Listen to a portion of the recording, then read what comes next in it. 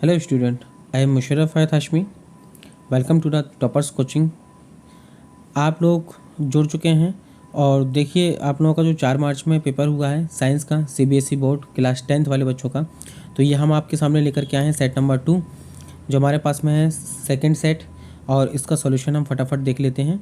With in 5 और 10 minute में हम लोग इस पूरे का सॉल्यूशन देख लेते हैं। तो अगर आप लोग चैनल पर पहली बार हैं तो चैनल को सब्सक्राइब जरूर कर लीजिएगा, लाइक शेयर करना बिल्कुल भी मत भूलिएगा। चलिए हम लोग स्टार्ट कर। तो आपके पास में ये रहा पहला क्वेश्चन और पहले क्वेश्चन में ये आपके पास में 3 स्ट्रक्चर बने हुए थे ए बी एंड सी, ठीक है। और इसमें से 4 ऑप्शन आपको दिए गए थे कि एंड सी या फिर पहला दूसरा ऑप्शन है या फिर तीसरा ऑप्शन है या फिर चौथा ऑप्शन है। तो इसका जो राइट आंसर था आपके पास में, ये जिस बच्चे ने भी लगाया है ये बिल्कुल सही लगाया है। राइट आंसर था आपके पास में सी, ठीक है। हम नेक्स्ट क्वेश्चन की तरफ चलते हैं, ठीक।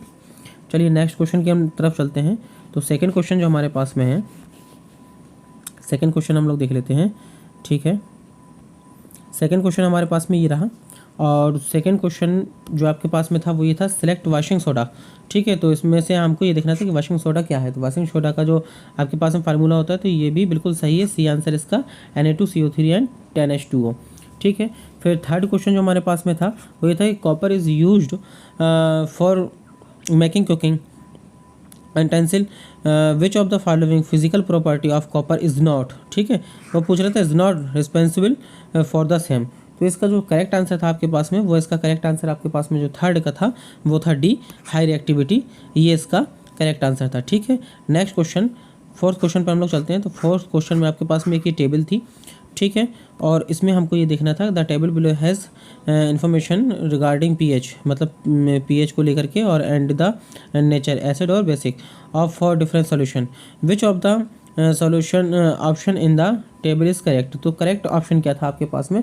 तो देखिए आपके पास में जो फोर्थ का आंसर है वो फोर्थ का आंसर आपके पास में करेक्ट ऑप्शन हो जाएगा बी, ये बिल्कुल सही लगाया गया है, ठीक है। बाकी पहला ऑप्शन और ये आपका तीसरा ऑप्शन, ये चौथा ऑप्शन, ये बिल्कुल रॉन्ग थे, ठीक है।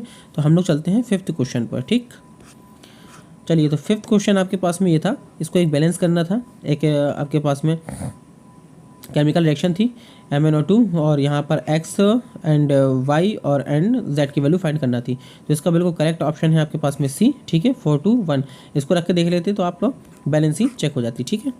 चलिए हम लोग सिक्स्थ क्वेश्चन की तरफ चलते हैं, ठीक है।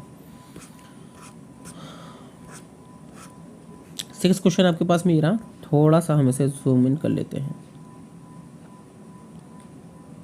ठीक है। सिक्स क्वेश्चन आपके पास में ये है। तो सिक्स क्वेश्चन कह रहा है the emission of burn from in the given experimental setup is due to. अब ये पूछ रहा था इसका जो सही आंसर है आपके पास में ये ब्राउन फॉर्म है, ठीक है। और यहाँ पर आपके पास में क्या है, लेड नाइट्रेट है और ये आपके पास में बर्नर है, ठीक है। तो जो इसका सही आंसर होना है आपका सिक्स का, वो सिक्स का ए आंसर आपका बिल्कुल सही है। Thermal decomposition of lead nitrate which produce brown form of nitrogen dioxide, ठीक है। तो ये सिक्स क्वेश्चन आपका बिल्कुल ए आंसर इसका बिल्कुल सही था, ठीक है। सेवन्थ क्वेश्चन पे हम लोग चलते हैं। सेवन्थ क्वेश्चन भी इसी से मिलता जुलता क्वेश्चन था, ठीक है। तो इसके पास में जो आपका सेवन्थ क्वेश्चन है, सेवन्थ क्वेश्चन में ये ऑप्शन हम यहाँ पर पूरे नहीं देख पा रहे हैं, सिर्फ यही ऑप्शन हम लोगों को मिल रहा है, ठीक है। तो ये जो क्वेश्चन था तो इसका सही जो आंसर आपका हो जाएगा, इसके और ऑप्शन देख लेते हैं इसके ऑप्शन। तो इसका जो सही आंसर है आपके पास में ये सही आंसर इसका बी सही आंसर इसका हो जाएगा, ठीक है ना। तो जो सेवन्थ क्वेश्चन का सही आंसर था वो बी ऑप्शन बिल्कुल सही था, ठीक है। और हम लोग एट्थ क्वेश्चन की तरफ चलते हैं। तो एट्थ क्वेश्चन में क्या था आपके पास में, select endothermic reaction from the following, ठीक है। तो एंडोथर्मिक रिएक्शन हमें सेलेक्ट करना थी कि एट्थ का क्या होगा। तो एट्थ का सही ऑप्शन था आपके पास में बी, ठीक है। एट्थ का सही ऑप्शन आपके पास में क्या था, बी था। Decomposition of calcium carbonate to form quicklime and carbon dioxide, ठीक है। तो एट्थ का आपका बी ऑप्शन होगा, ठीक है। नाइन्थ का हम देखते हैं, नाइन्थ क्वेश्चन क्या है। तो नाइन्थ जो क्वेश्चन है वो है select from the following the correct statement about tropic movement in plant. तो ट्रॉपिक मूवमेंट इन प्लांट में हमें करेक्ट स्टेटमेंट देखना था कि करेक्ट स्टेटमेंट क्या है। तो इसका जो करेक्ट स्टेटमेंट है वो है it is grow related movement, movement के साथ में ग्रोथ होती है, ठीक है। चलिए तो हम लोग नेक्स्ट क्वेश्चन की तरफ चलते हैं और ये रहा आपका नेक्स्ट क्वेश्चन। नेक्स्ट क्वेश्चन था आपके पास में the statement that correctly describe the characterize of a gene is. तो जीन के बारे में करेक्टराइज जो है वो उसका डिस्क्रिप्शन क्या सही है। तो टेंथ का जो ए ऑप्शन है आपके पास में वो बिल्कुल सही है। In individual of a given species a specific gene is locate on a particular chromosomes. ठीक है, चलिए तो हम लोग 11th क्वेश्चन की तरफ चलते हैं। ठीक है, 11th ये रहा आपके पास में क्वेश्चन नंबर 11। क्वेश्चन नंबर 11 क्या कह रहा है, consider the following statement about small intestine and select the one which is not correct. तो इसमें से करेक्ट कौन नहीं है, तो हमको ये देखना था, तो डी इसमें से नॉट करेक्ट है, मतलब इस क्वेश्चन का आंसर डी हो जाएगा, ये बिल्कुल सही आंसर है। ठीक है, चलिए हम लोग 12th क्वेश्चन की तरफ चलते हैं। तो 12th क्वेश्चन में ये कहा गया था कि an organism which break down the food material outside the body and the absorb it is. तो ये इसका जो सही आंसर है आपके पास में 12th का, वो सही आंसर आपके पास में बिल्कुल है, फंगी होता है इसका सही आंसर। ठीक है, चलिए नेक्स्ट क्वेश्चन की तरफ हम लोग चलते हैं। तो नेक्स्ट क्वेश्चन बहुत हलवा सा क्वेश्चन था।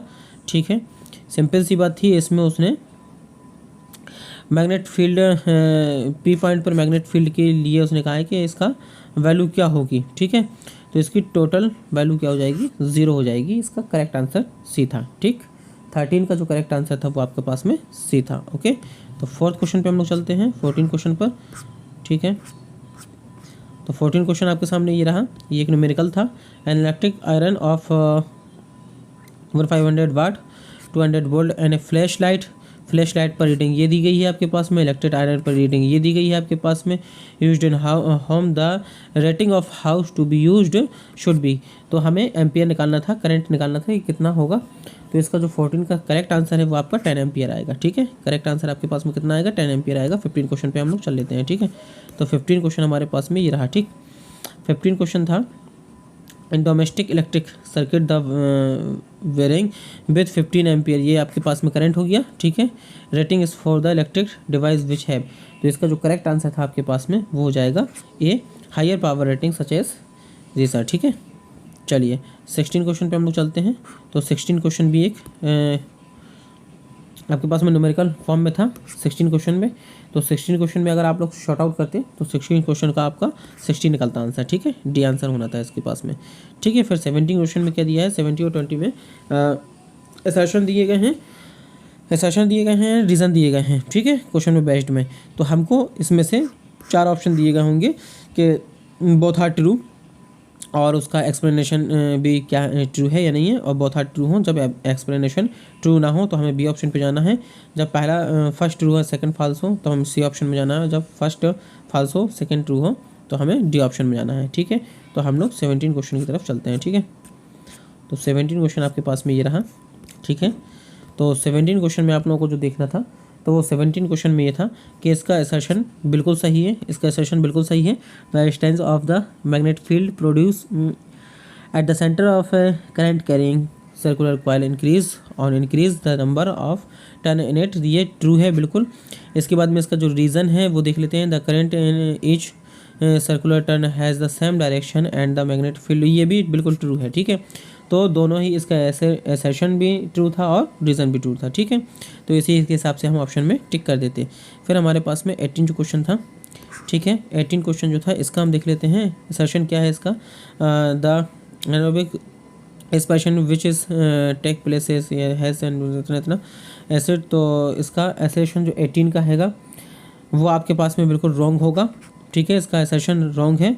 और इसका अगर रीज़न हम देखें तो रीज़न ड्यूरिंग तो इसका रीज़न बिल्कुल सही है, रीज़न आपका ट्रू है जबकि ये आपका फॉल्स है। ठीक है, चलिए तो हम 19 क्वेश्चन की तरफ बढ़ते हैं और 19 क्वेश्चन का असर्शन देखते हैं हम क्या है।